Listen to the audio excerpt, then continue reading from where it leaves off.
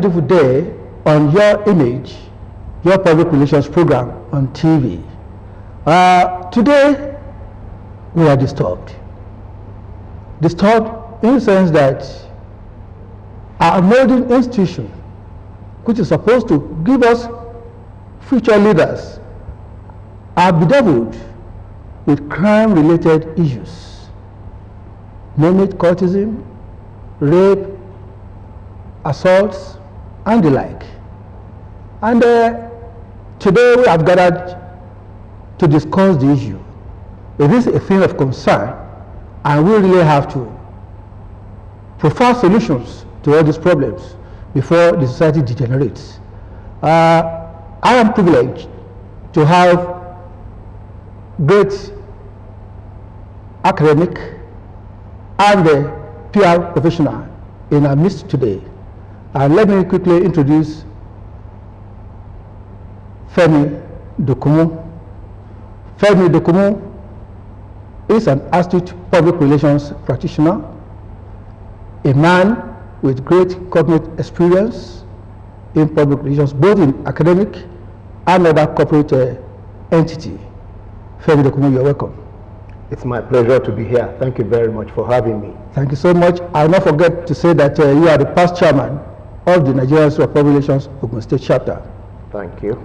It is also a great privilege and honor to have here today a distinguished professor of note, very cerebral,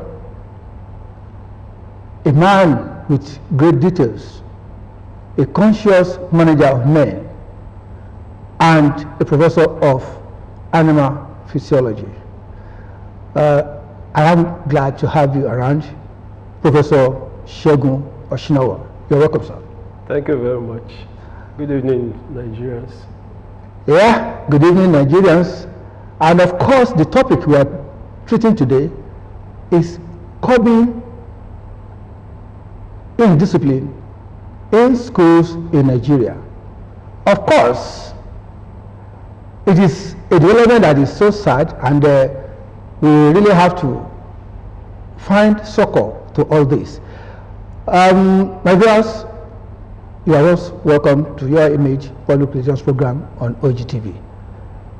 I want to illustrate, in those days, we used to have disciplined parents, we used to have disciplined leaders, administrators, and we used to have disciplined society. Let me quickly illustrate that we were told of an experience which the daughter of our former premier of the Western Nigeria had. His daughter was disciplined in school, and she had to go back to the parliament to go and meet her dad. And when she got to the parliament, we learned she was followed her to school, and they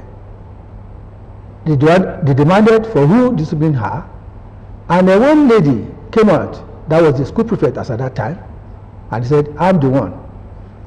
Astonishingly, Chief Obafemi Awolowo, the premier of the Western region in those days, gave that senior £2 because indiscipline has to be curbed. Prof, that's one illustration. And when we reflect, what we say is the cause now. Is it a case of defective policy or moral decadence that is now pervaded in the society? Thank you very much. I think we should look at this issue from the perspective of levels of responsibility. Who is primarily responsible for the behavior of the child? If we view it from that perspective, I think we just have to start from the home, the parents. How has that child been brought up? What kinds of values have been imbued in that child? Going outside, going to school, mixing with children from other homes. How has the home training interacted with the behavior of that child in school? So we just have talking about levels of responsibility, it has to start with the parents from the home. Then we go to the level of the school too. And of course, the primary job of the teacher is to train the child, both morally and educationally and so on. So the school also has responsibilities. And of course, the governance system for education, there's also a level of responsibility. The government has primary oversight responsibility, planning responsibilities, and so on. So it's not easy we cannot just look at one side. We cannot just blame the school. We cannot just blame the parents. We cannot just blame the government. They all have levels of responsibility. And that's the perspective I want us to look at. But can I quickly do a follow-up question? From what we have seen so far, it's like there's a breakdown of the laws that are supposed to be enforced in our schools. The society has also degenerated morally, and when you look at the students themselves, it's like issues of peer influence has affected them. Where have we missed it? I don't think it's right to say we have missed it. It's always an ongoing project. Every generation has its own challenges. We speak so well of the past generation, the Awolowo generation, because of the good foundation, even with the meager resources at their disposal at that time, that they laid for education in the then Western region. And some of the benefits of that good planning that they had in those days, it's still being felt now. I wouldn't want to say that in the old Western region, the successor states are just living on past glory, because all the indices of performance are dropping. And if we ask ourselves, do we have a strategic plan for education in this zone or even in this state? If it exists, then I'm sorry, I don't know about it. The strategic plan for education has to be well publicized. The parents must buy into it, the students must buy into it, the schools must buy into it, society must buy into it. And then it's a collective responsibility. So, as I said earlier, we have to look at it globally. I agree with you, it's a collective responsibility. Femi, what's your take? How do you perceive all these discipline and court-related issues that are happening? Well, I want to agree with Prof. In fact, I agree with him in total that really what is happening is a reflection of the larger society itself. There is a gross level of indiscipline within the society, and if you now take it up from the homes, which he mentioned earlier, and in fact I believe that is where the foundation should be laid. And once the foundation is wrong, certainly there is no amount of what the school system will build on the foundation that is already rough. And there is no policy that the government will also bring in that will change an average child who has already imbibed certain indiscipline from the parents or from the homes. So really, while we are looking at it holistically, we should realize the fact that no child who is well brought up from home will not reflect that when he gets to the society. No amount of peer influence will change such a child. I make myself an example. While I was in secondary school, I had some of my mates who were already taking Indian names.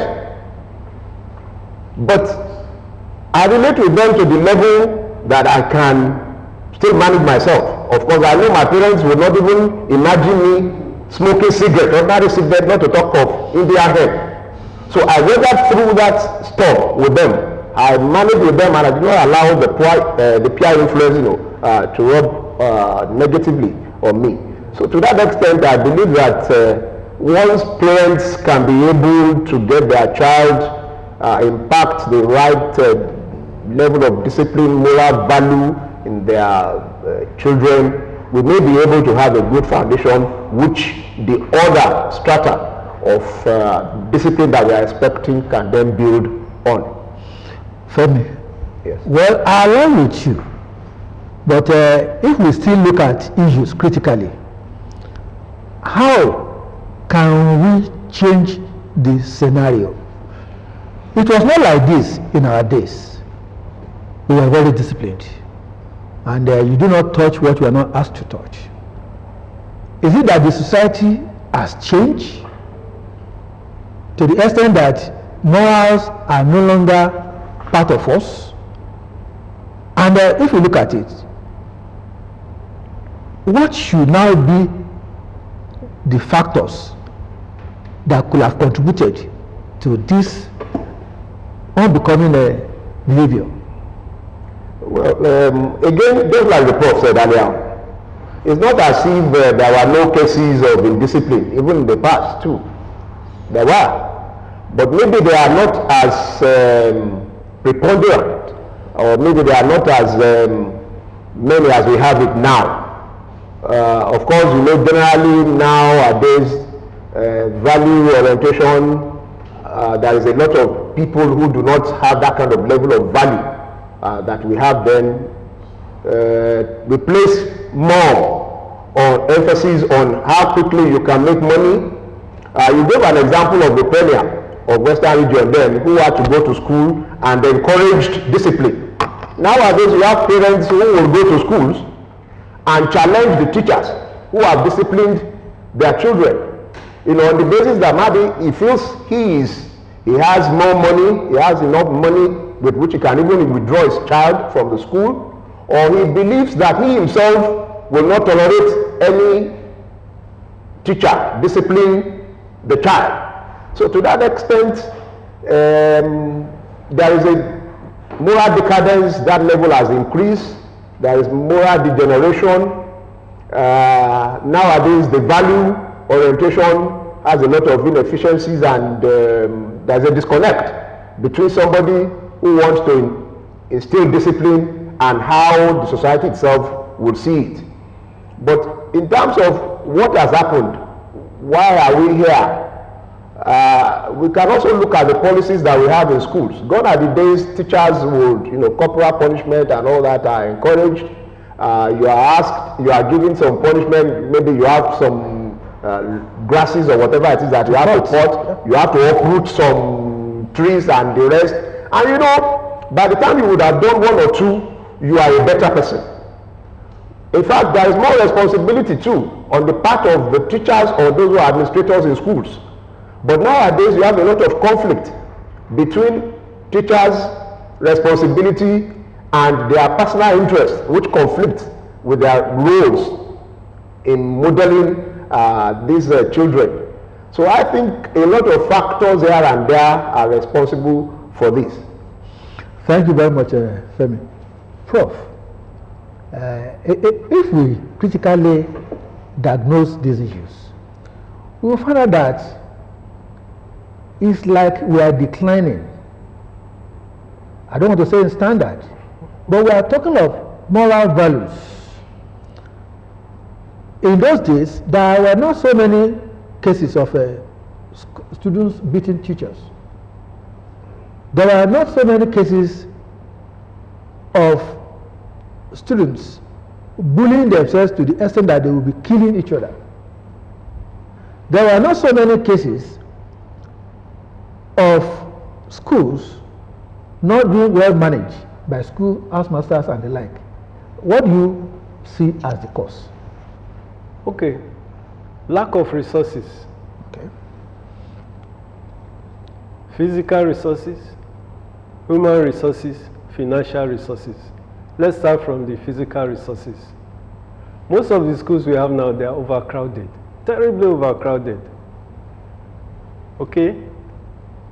When Nigeria was going independent in 1960, our entire population was 45 million. Today we are 200 and something million. But the physical facilities have not improved in tandem with the population growth. That's number one. When schools are overcrowded, not enough classrooms, not enough chairs, in some parts of this country, children are even sitting on the floor and learning. Is that not a failure on the part of government? Yeah, that's why I'm talking about resources. And the Awolowo government was spending 45% of its budget on education. It's a far cry to the meager amount we see today. So the priorities of government have changed. So that's one aspect. If you look at the human resources, are the teachers well motivated to do what they are supposed to do? Are they even enough? Do we have enough ratio of teachers to students? And do we invest in those teachers to improve their performance? Are there programs for them to go for training in various aspects of school administration during the long vacation, for instance? And when we talk about physical resources, how many schools have standard football pitches or games facilities? Or even if we talk about, we live in an IT world, in an ICT world. How many schools can boast of standard ICT facilities? These children, the situation has changed because we are now we are living in a connected world. They know what's happening in America and everywhere because they can browse their phones. Many of them have access to phones. So if a teacher does not measure up to standard, it's easy for them to see. But the idea, the basic fact is that we're not putting enough resources into education, I agree with you. both physical, human, and financial resources. I think we should look at that aspect. Thank you very much, Prof. Femi. From the public relations angle, maybe because there's lack of adequate public relations practices or experience or officers to man those schools. Maybe that's why we are having this lacuna. But if you were to assess the situation from the public relations angle, what would you say could have contributed to this kind of decline, and how do we move ahead? Well, thank you very much, Okudero. Now, you see, if we are looking at it from the public relations perspective, we need to look at public relations, or say public relations first as a profession. But in this case, we are not just looking at bringing in public relations to curb indiscipline simply from the public relations or professional angle. We are advocating that public relations be adopted by people as a way of life. Yeah. If parents, if teachers, if school administrators, if the government, adopts public relations as a way of life. And what are we talking? What do we mean by public relations there? It is that we should be more proactive. We should be more responsible. We should be more responsive to what are our responsibilities. How do we ensure that we analyze trend of events? And the way to go now is for parents and schools to begin to look at the trend of events. Public relations will look at trend of events and profile solutions. You analyze the trend of events, predict the consequences, and then take some actions. So we are saying now that parents should not wait. For instance, the case of the Doen college. All other parents should not wait until it happens to their child or children. They should begin to be more sensitive to what is the behavior of their child when he comes home. Do they see any traces of the boy being bullied one way or the other, and then find a way to attend to it? These various schools should not wait until it happens in their schools. Now it has happened in one college. All the other colleges should quickly analyze their environment to see if there are possibilities of some boys who are bullies in their schools, identify such boys or girls as the case may be, and take proactive measures to ensure that it does not occur. You know, public relations is preventive. Yep. It's proactive. You should not wait until certain things have happened and then you now begin to look for a fire brigade approach and all that, or damage control situation. So it's important for government too to look at it and analyze their oversight functions. Are they doing enough? And just like Prof has said, do they provide enough resources? Are there enough teachers? Are there enough teachers that schools can even have as house masters, house mistresses? Analyze who are these house mistresses and house masters. Do they really possess the qualities of a responsible house master or house mistress? These are the things that public relations requires. And until every household, until everybody begins to adopt the Omoluabi approach, that concept to whatever they are doing, any parent who does not think of, okay, what is the level of human relations? The parent that goes to school to go and confront a teacher that has disciplined the child has not adopted public relations. He has not adopted any good human relations at that point in time. Thank you very much. We will continue this program, this discussion we are going to continue next week. Prof, let me have your passing shot for this week. Thank you very much. My parting shot is that a very significant aspect of the problem is the state of mind of the parents or their circumstances. A parent that has no job has little time or resources to devote to his child. So all these issues are interwoven actually. A child that did not have breakfast before going to school is not going to concentrate on his studies or her studies. Also, you know, there are we have so much inequalities. Every morning, getting out of the house by 5:30 a.m. to 6 a.m., you see some children, they are trekking about 4 or 5 kilometers to school. And yet there are other children that are going to be driven to school and will still arrive in school earlier. So we will continue the discussion next week. Viewers, this is how far we can go this week.